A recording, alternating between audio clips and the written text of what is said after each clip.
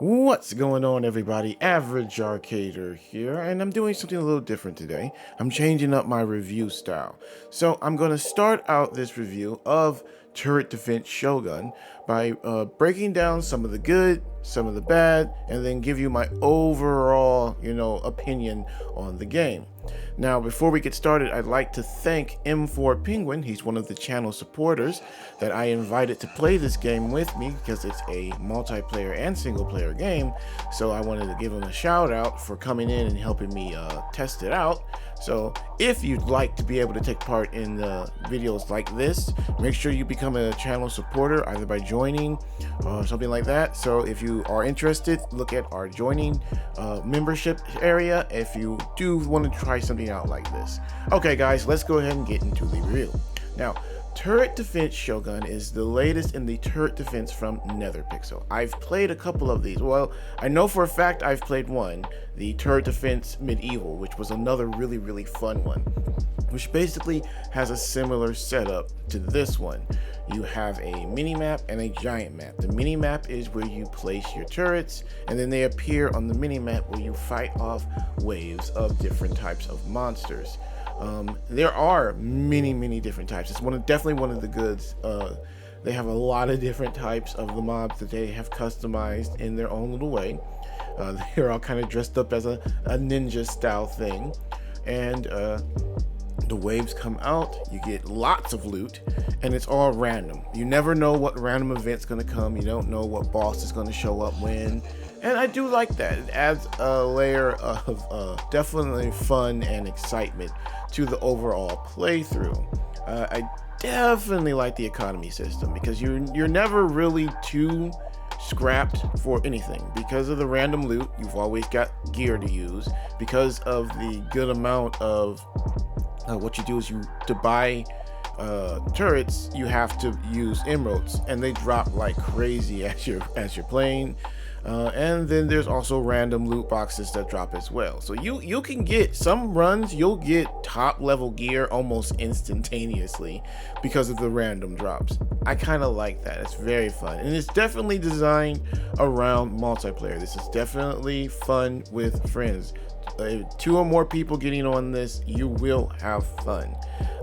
Definitely set up for that, because eventually the high number of things you'll be fighting will overwhelm a single person. Now, that's a good thing and a bad thing, which I'll bring up later, but we're still on the good.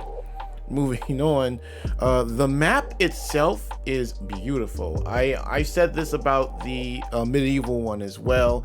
The level of design that they put into every little area, because in the main map, it's not all just for show. You going in and out of the buildings is actually something you'll have to do, especially when you're looking for random chests when they spawn. It's like a hunt, because you got to get there before the time runs out. So you'll be going through, and a lot of these buildings are set up with very much a lot of detail. Some of them you won't ever see unless you're looking. So I kind of like it when studios go that extra mile to put extra details, even though you may not ever really see it, because you may not ever go to this area or explore this part of the map. So I think that's definitely a good. And it looks absolutely beautiful. So it's got good gameplay. The turrets are actually pretty cool. I didn't get a chance to check out all of them because there is a good amount. You have the ones that you can buy, then you have the special ones that you can buy from a special vendor that pops up randomly as you're playing, and then there's some that you can craft. And I just never got around to doing it because I had so much fun hunting for gear and fighting and using the turrets that are just easy to get to, the ones that you can buy. So I didn't try all of them, but most of them, all of them pretty much work the way you think they work, and they work well.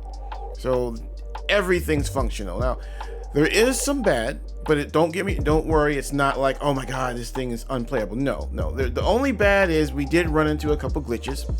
For some strange reason, the trader that spawns in the safe area for us kept resetting, and no matter how many times we restarted it, it kept doing that. Like, it wouldn't stay reset. Like, we'd level him up to level 2, and then after another wave we'd come back and he'd be back down to level 1, and then we'd come back and he'd be back up where we were at 2. I don't know what type of glitch that is. Like I said, it just was a small one because it didn't stick.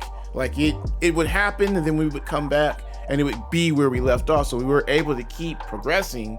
It's just sometimes it would reset, and I don't know why that happened.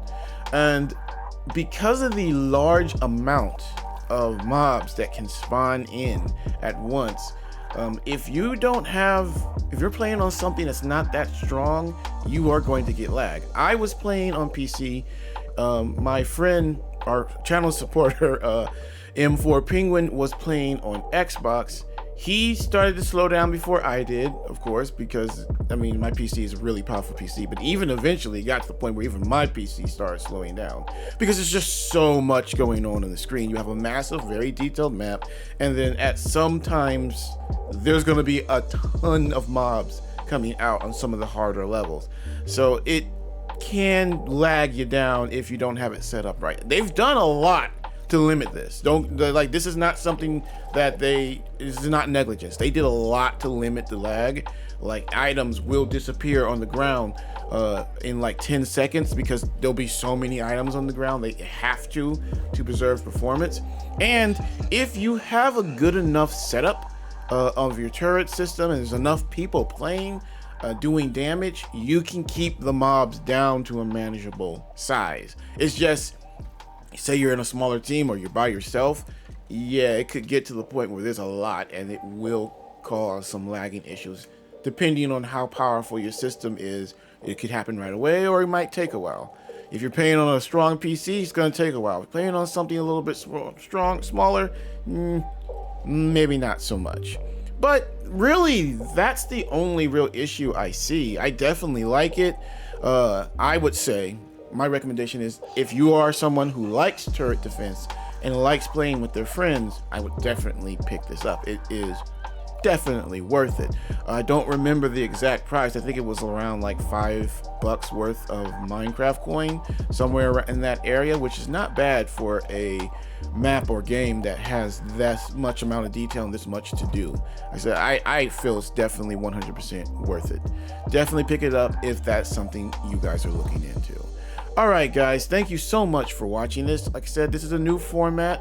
I'm trying to make them shorter, trying to get just enough detail into something like this to where you guys can get an idea of it.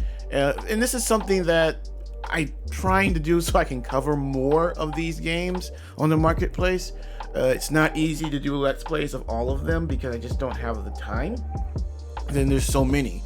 And sometimes an update can add 10 different maps that I want to check out, and I can't do a Let's Play for all of them. So if you guys enjoyed, please make sure to leave a like, subscribe, and hit that notification button. That way you'll be alerted every time we do a new video. And please, if you can, think about becoming a channel member. The support would really help with the videos that we're trying to make here on the channel, as well as you guys will get a lot of cool stuff from it. So definitely go check it out. Also, make sure to go check out our second channel, The Average Arcader Show, where I go into more detail about other games.